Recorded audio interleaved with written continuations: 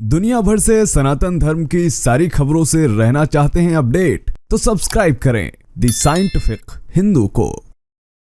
दोस्तों, बीते एक दशक में जो चीजें भी हो रही हैं दुनिया में, वो खासकर हिंदुओं के लिए तो अच्छी हैं और चौंकाने वाली भी हैं। कुछ तो चीजें ऐसी हैं जिसे जानकर आप विश्वास नहीं करेंगे। जैसे कि हमने आपको कई देशों के बारे में बढ़ते सनातन धर्म को बताया है, कई मंदिरों के बारे में बताया है किस तरीके से कहाँ कौन कौन से वो लोग हैं जो भगवत गीता पढ़ रहे हैं, इस्कॉन अब कहाँ पहुंच चुका है। ये सारी चीजें हम आपको अपने वीडियोस के माध्यम से बताते आए हैं। दोस्तों, दुनिया में आजकल इतनी तेजी से सनातन धर्म बढ़ रहा है कि अगर उसके बारे में व्याख्या करें, बताया जाए तो शायद आपको विश्वास ना हो। कुछ समय पहले जब हम आपको ये सब बताते थे तो आपको विश्वास नहीं होता था, लेकिन अब होने लगा है, क्योंकि अब आप देख रहे हैं कि कैसे विश्व स्तर पर चीजें हो रही हैं। अब हिंदू धर्म को इस कदर महत्व दिया जा रहा है कि समय समय पर अलग अलग जगह इवेंट कराए जा रहे हैं। जैसे इस बार 13 दिसंबर को वर्ल्ड हिंदू इकोनॉमिक फोरम होने जा रहा है। यहाँ पर दुनिया भर के 1000 प्रतिनिधि शामिल होंगे, जिसमें आप योगी आदित्यनाथ जी को देखेंगे, भूपेंद्र पटेल जी को देखेंगे, पीयूष गोयल जी को देखेंगे। इसके अलावा यहाँ पर कई बड़ी बड़ी कंपनियों के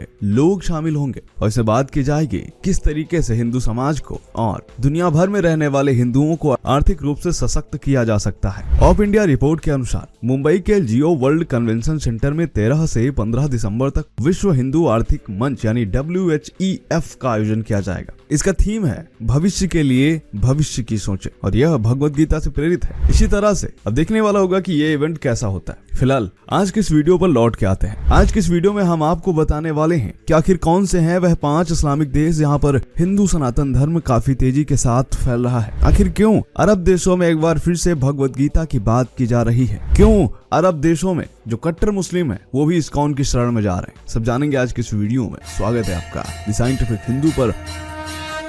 मेरा नाम है धीरेन्द्र। वीडियो शुरू हो रहा है, कमेंट में जय श्री कृष्ण लिख दीजिएगा। चलिए आते हैं पहले टॉपिक पर।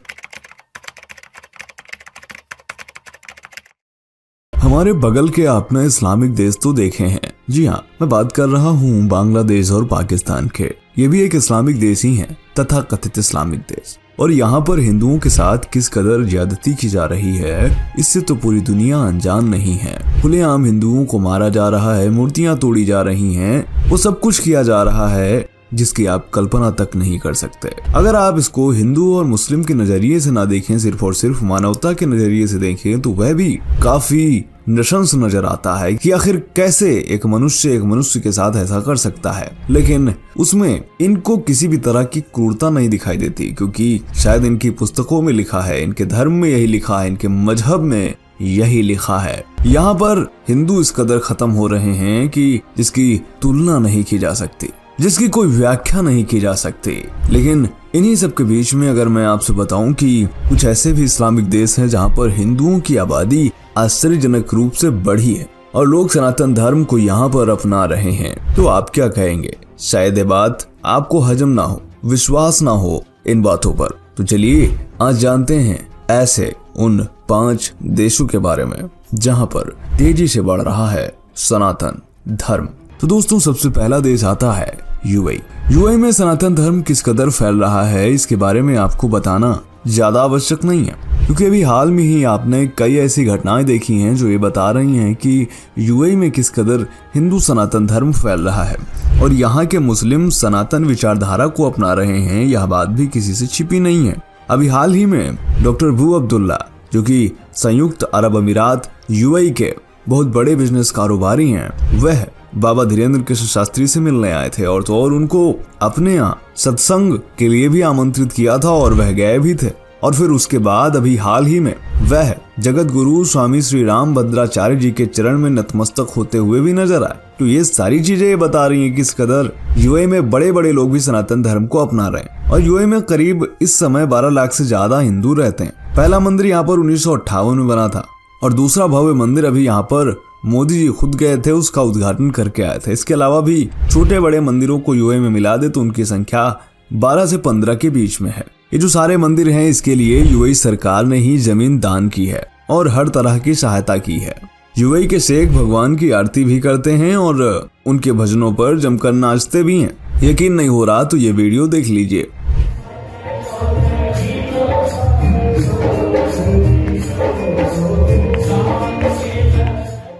मेरी मंकी गंगा अरे तेरी मंकी जमुना था। खैर, ये तो हो गया पहला देश। अब बात करते हैं दूसरे देश की, जो कि है बहरीन। दोस्तों, बहरीन में एक नया हिंदू मंदिर बनने वाला है, जिसकी घोषणा तब हुई थी जब प्रधानमंत्री श्री नरेंद्र मोदी खुद बहरीन गए थे। और बहरीन जैसा कट्टर इस्लामिक देश भी मंदिर बनवा रहा है। अब आप सोच रहे हैं कि यहाँ पर कितने हिंदू रहते हैं। तो दोस्तों, आपको बता दूं कि यहाँ टोटल आबादी, यानी बहरीन में टोटल आबादी जो है वो है करीब 12 लाख की। यहाँ पर 3.5 लाख लगभग हिंदू रहते हैं। यहाँ 200 साल से ज्यादा पुराना एक मंदिर भी है जो कि भगवान श्री कृष्ण को समर्पित है। बहरीन में एक इस्कॉन मंदिर भी है जो काफी ज्यादा प्रसिद्ध है। खास बात यह है कि इस मंदिर में हिंदू, ईसाई और मुस्लिम हर तरह के भक्त आते हैं। और अभी हाल में जो मंदिर बनने वाला है उसके लिए भी बहरीन सरकार ने जमीन दी है। देखना होगा कि वह मंदिर बनकर कब तैयार होता है और उसके बाद किस कदर समीकरण बदलते हैं और बहरीन में जो सनातन धर्म फैल रहा है वह कहां तक जाता है। तो दोस्तों, ये हो गए 2 देश। तीसरे देश पर आते हैं और यह तीसरा देश है ओमान। क्या आपको पता है दोस्तों कि 19वीं सदी तक ओमान में सिर्फ 4000 ही हिंदू रहते थे, लेकिन आज ओमान में हिंदुओं की संख्या कितनी? आज ओमान में हिंदुओं की संख्या 2,60,000 से ज्यादा है। मस्कट में ही भगवान शिव और श्री कृष्ण के कई मंदिर हैं। अभी जब ओमान गए थे हमारे प्रधानमंत्री श्री नरेंद्र मोदी, तब वहां पर वह शिव मंदिर गए थे और वहां पर पूजा अर्चना भी की थी।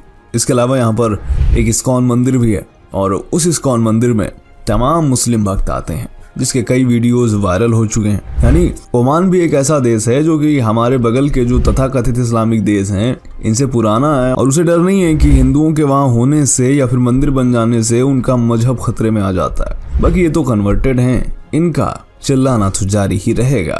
खैर, अब आते हैं चौथे देश पर। चौथा देश है लेबनान। दोस्तों, लेबनान एक मुस्लिम देश है और 1932 में यहाँ पर जब जनगणना हुई तो पता चला कि यहाँ सिर्फ 13,000 ही हिंदू रहते हैं, लेकिन अभी ये बढ़कर करीब 5 लाख हो गए। यहाँ का जो हिंदू समुदाय है काफी ज्यादा पुराना है और तो और यहाँ पर कई ऐसे मंदिर भी हैं जो कि हजारों साल पुराने हैं। लेबनान में तमाम ऐसे मंदिर हैं जिनको देखकर आप अंदाजा लगा पाएंगे कि लेबनान जैसे देशों में भी सनातन धर्म ही था। ये मंदिर उस बात की गवाही देते हैं। दोस्तों, लेबनान उन देशों की कैटेगरीज में आता है, या यूं कहें उन मुस्लिम देशों की कैटेगरीज में आता है जहां पर ये पता चलता है कि यहाँ पर भी सनातन धर्म काफी तेजी के साथ अब फैलने लगा है। 5वां और इस वीडियो का अंतिम देश है और इसका नाम है मलेशिया। मलेशिया में है 17.8 लाख हिंदू और यहाँ पर सबसे ज्यादा प्रसिद्ध मंदिर कौन सा है? वो ये रहा आपकी स्क्रीन के सामने।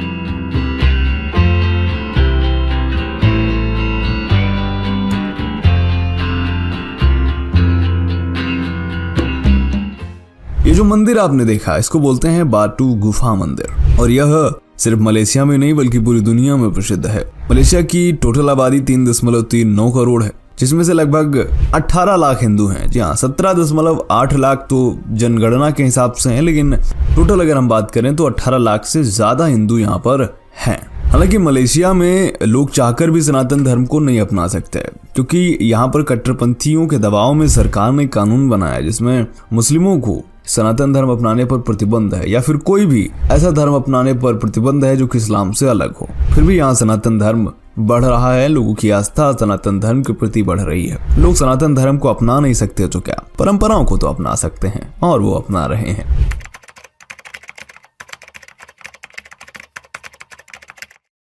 इस्लामिक देशों में भगवत गीता और भगवान श्री कृष्ण की भक्ति किस कदर बढ़ रही है, इसका अंदाजा आप हाल में हुए कई इंसिडेंट से लगा सकते हैं। जैसे कि 120 शेखों का सनातन धर्म अपना लेना, बाबा धीरेन्द्र कृष्ण शास्त्री को अरब में बुलाना और तो और मंदिर बनवा देना। ये चीजें ये बता रही हैं कि कहीं ना कहीं जो मुस्लिम देश हैं वो आकर्षित तो हो रहे हैं सनातन धर्म के प्रति और अब वो एक दूसरे को देख करके सनातन का सम्मान करने लगे हैं। जैसे कि यूएई में मंदिर बना तो बहरीन ने कहा ठीक है मैं भी बनाऊंगा मंदिर और ऐलान कर दिया उसके लिए। दोस्तों, इस महिला की तस्वीर को देखिए, इस शेख की तस्वीर को देखिए, इनके हाथों में क्या है? इनके हाथों में भगवत गीता की अरबी प्रति है। अरबी भाषा में भगवत गीता की प्रतियां ये बता रही हैं कि अब ये लोग इस्लामिक कट्टरपंथ से बाहर आकर के सनातन की विचारधारा को अपना रहे हैं। आखिर इन लोगों के हाथ में भगवत गीता क्यों है? इसके दो कारण है। पहला कि इनका सनातन धर्म के प्रति झुकाव और दूसरा इस्लाम के प्रति इनका अलगाव, जो कि इन्हें एक्स मुस्लिम्स की संज्ञा दे रहा है। दोस्तों, सऊदी अरब के लोग भगवत गीता को पढ़ रहे हैं, जमकर खरीद रहे हैं। और तो और इस्कॉन के आधिकारिक यूट्यूब चैनल हरे कृष्ण टीवी का एक वीडियो भी मिला जिसमें बताया गया कि किस तरीके से जो भगवत गीता है उसका अरबी ट्रांसलेशन है वो अरबी देशों में बहुत ज्यादा बिक रहा है। भक्ति वेदांत बुक ट्रस्ट द्वारा प्रकाशित श्रीमद् भगवद गीता यथारूप का अरबी भाषा में अनुवाद और तात्पर्य सहित प्रकाशन श्रील प्रभुपाद के शिष्य श्रीमान सत्यनारायण प्रभु द्वारा किया जा रहा है।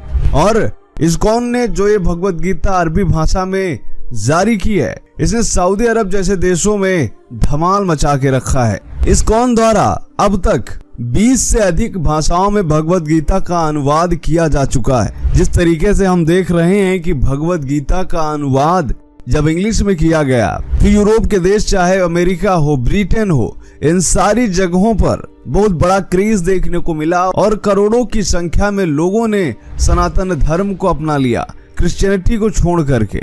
उसी तरह जैसे ही अब अरबी भाषा में भगवत गीता का अनुवाद किया गया तो पूरे के पूरे इस्लामिक देशों में इसने धमाल मचा दिया। खाड़ी देशों में भगवत गीता इस कदर लोकप्रिय हुई कि अब आपको जानकर हैरानी होगी कि पहले जो संख्या 5 करोड़ थी, वहीं अब न्यूज नेशन की रिपोर्ट की माने तो ये संख्या बढ़कर 15 करोड़ हो गई है। न्यूज नेशन की रिपोर्ट में यह बताया गया है किस तरीके से भगवत गीता का अरबी संस्करण सऊदी अरब सहित खाड़ी देशों में इतना ज्यादा पसंद किया गया है कि 15 करोड़ से भी ज्यादा भगवत गीता की अरबी प्रतियां बिक चुकी हैं। अरब देशों की अगर कुल जनसंख्या की बात करें तो कुल जनसंख्या करीब 93 करोड़ है और इन 93 करोड़ जनसंख्या में से 15 करोड़ अरबी पुस्तकें जो कि भगवत गीता की हैं वो बिक जाना काफी हैरान करने वाला है दोस्तों। अब इसके पीछे के कारण क्या है? कारण इनके पीछे सबसे बड़ी बात तो ये है वो खुद इस्लाम है। इस्लाम में जिस कदर कट्टरपंथ बढ़ रहा है उससे इस्लामिक युवा अपने आप को मुस्लिम बताने से घबरा रहे हैं, क्योंकि उनको लग रहा है कि लोगों में इस्लाम के प्रति कहीं ना कहीं एक घृणा उत्पन्न हो रही है। ये भी एक कारण है। इसके अलावा दूसरा कारण है वो है इस्कॉन इस कदर मेहनत कर रहा है, इस कदर लोगों के घर घर जा कर के ट्रैफिक सिग्नल होने पर जब गाड़ियां रुकती हैं, मॉल्स हो गया, इन सारी जगहों पर इस्कॉन के अनुयायी भगवत गीता की प्रतियां लेकर पहुंचते हैं और लोगों को कहते हैं कृपया करके इसको पढ़िए, और वो पढ़ते भी हैं। और सबसे हैरानी की बात यह है कि जो लोग ये भगवत गीता की प्रतियां लेकर लोगों के पास जाते हैं, ये कोई ऐसे लोग नहीं होते कि जिनको कुछ नहीं पता होता है। ये ऐसे लोग होते हैं जो कि शिक्षित होते हैं। अभी हाल में एक वीडियो सामने आया था जिसमें इस्कॉन का एक अनुयायी भगवत गीता की प्रति को लेकर के एक शख्स के पास जाता है। ट्रैफिक सिग्नल होता है, गाड़ियां रुक गई होती हैं और कहता है भैया भगवत गीता ले लीजिए। तो वो कहता है कि ये सब छोड़िए, कुछ काम करिए, अच्छा काम करिए, कुछ पढ़ी लिखिए। तो कहता है मैं पढ़ा लिखा हूँ, कहता है कि मैं 10th में टॉपर रहा हूँ। ये बात सुन करके उस इंसान की आंखें पूरी तरह से खुल जाती हैं। फिलहाल वो वीडियो आप खुद देख लीजिए।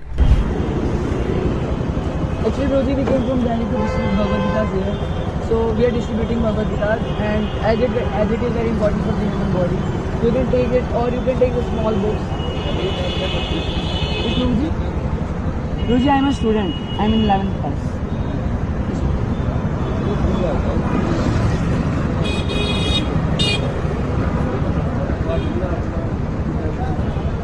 Roji, actually, some people don't have so much time to come temple, so we are coming here to preach and to just give the message of that.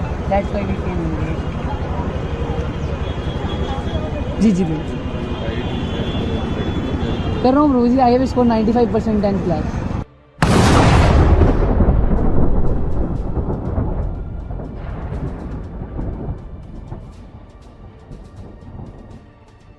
यानी कि दोस्तों भगवत गीता इस कदर अब पूरी दुनिया में लोकप्रिय हो रही है कि अब मुस्लिम भी भगवत गीता को पढ़ रहे हैं और भारी संख्या में भगवान श्री कृष्ण के उपदेश अपने जीवन में शामिल कर रहे हैं, ताकि वह जो दैनिक समस्याएं होती हैं या डिप्रेशन हो गया, एंजाइटी हो गया, इन सारी समस्याओं से लड़ने में भगवत गीता उनका साथ दे रही है। क्या भैया, हरे कृष्ण। और बहुत ही नेचर है, बहुत ही शुभ। आप देखिए किस प्रकार प्रभु जी इधर हमारे प्रभु जी भगवत गीता ले रहे हैं। तो आज तक हम लोगों ने केवल गाया है, हिंदू मुस्लिम सिख ईसाई हम आपस में भाई भाई। ये हैदराबाद है भाई, हैदराबाद में सारे मुस्लिम भाई भी बड़ा ही प्रेम भाव से हर चीज स्वीकार करते हैं। देखिए बहुत बहुत धन्यवाद। ये ऑलरेडी गीता है इनका पास, फिर भी मैं इनकरेज किया उनको दूसरों को देने के लिए, तो एक ले लिया। Thank you very much. ये वाकई में काफी ज्यादा खुशखबरी है हिंदुओं के लिए। जो 15 करोड़ प्रतियां भगवत गीता की बिकी हैं, उनमें इस्कॉन का जो रोल रहा है वो सबसे ज्यादा रहा है, इसलिए इस्कॉन को भी सारे हिंदू धन्यवाद करते हैं। और ऐसे ही और भी हिंदू संतों को इस्कॉन जैसी संस्थाओं का अनुकरण जरूर करना चाहिए, क्योंकि जरूरी तो नहीं है ना कि आप सिर्फ भगवत गीता का प्रचार करें, आपके पास तो और भी तमाम ग्रंथ हैं। पर देखने वाली बात होगी कि और कोई संत जो एसी और सोफे पर बैठ करके सिर्फ इस्कॉन को क्रिटिसाइज करता है, आखिर कब वह यह हिम्मत दिखाता है कि वह भी इस्कॉन की तरह विदेशों में उतरेगा और अन्य सनातन ग्रंथों का प्रचार करेगा। ऐसा कौन सा संत हो सकता है, आप मुझे कमेंट करके बताइएगा।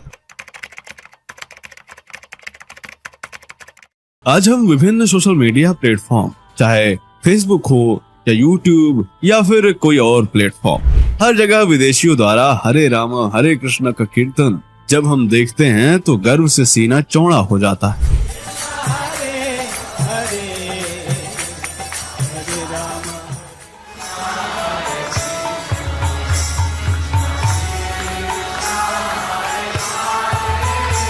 कृष्ण नाम संकीर्तन करने वाले यह लोग इस्कॉन मंदिर से जुड़े होते हैं। आपको बता दें कि मौजूदा समय में इस्कॉन श्री कृष्ण भक्ति का सबसे बड़ा संगठन बन चुका है। इस्कॉन को हरे कृष्ण आंदोलन के नाम से भी जाना जाता है।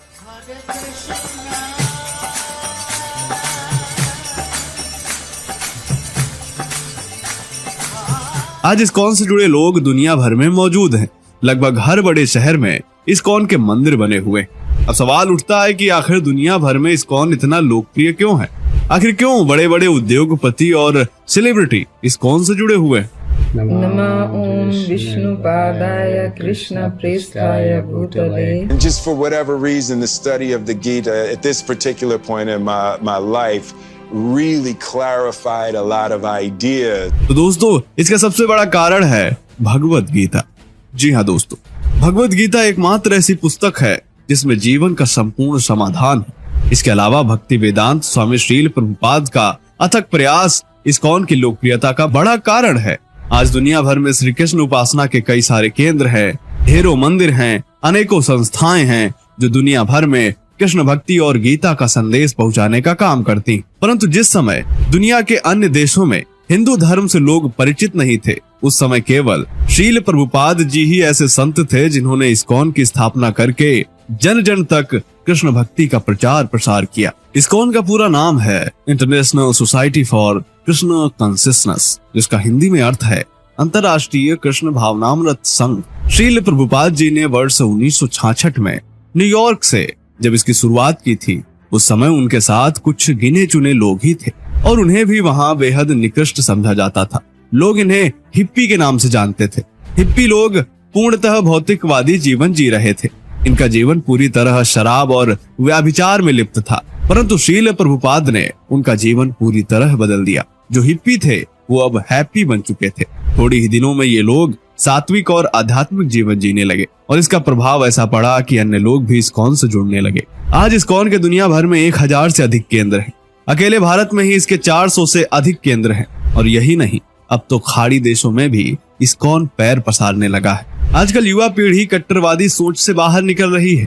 हर किसी को अपने जीवन से जुड़े प्रश्नों का सही उत्तर चाहिए और इस्कॉन से जुड़कर हर किसी को सही समाधान मिलता है। यही कारण है कि खाड़ी देशों की युवा पीढ़ी भी मानसिक शांति के लिए इस्कॉन की तरफ आकर्षित हो रही है।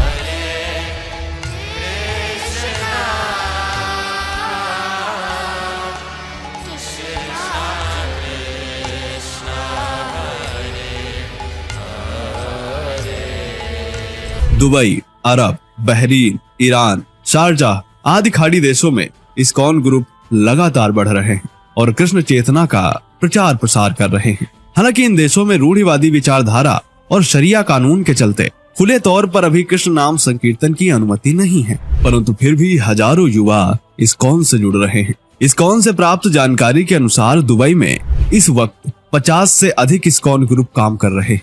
वहाँ प्रत्येक शुक्रवार को आध्यात्मिक सत्संग का आयोजन होता है, जिसमें 700 से 800 लोग भाग लेते हैं। इसके अलावा शारजाह के 5 और ईरान में अभी एक ग्रुप बना है। संयुक्त अरब अमीरात और मिडिल ईस्ट के दूसरे देशों में भी ग्रुप बनाए गए हैं जो लगातार कृष्ण भक्ति का प्रसार कर रहे हैं। दोस्तों, इस्कॉन संस्था मूलतः भारतीय संस्था है, क्योंकि इस्कॉन के संस्थापक स्वामी प्रभुपाद जी इसकी शुरुआत झांसी से ही करना चाहते थे, परंतु भारतीय लोगों की उदासीनता और रूखे व्यवहार के कारण यह योजना फलीभूत न हो सकी। अंततः गुरु के आदेश पर उन्होंने विदेशों से इसकी शुरुआत।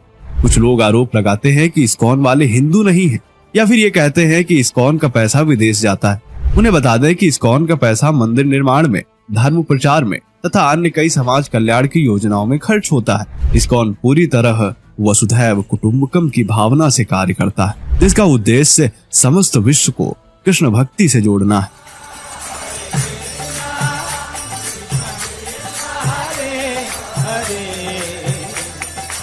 इस्कॉन के 4 मुख्य नियम हैं। तप यानी किसी प्रकार का नशा नहीं, शौच यानी किसी प्रकार का व्याभिचार नहीं, दया यानी मांसाहार का त्याग, लहसुन प्याज भी नहीं, सत्य यानी जुआ या सट्टेबाजी नहीं।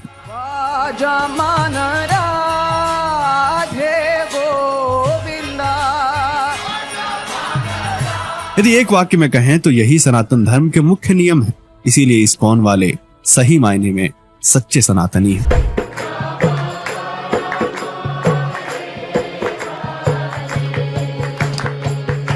दोस्तों, उम्मीद करते हैं यह वीडियो आपको पसंद आया होगा। कैसा लगा यह वीडियो कमेंट जरूर करें।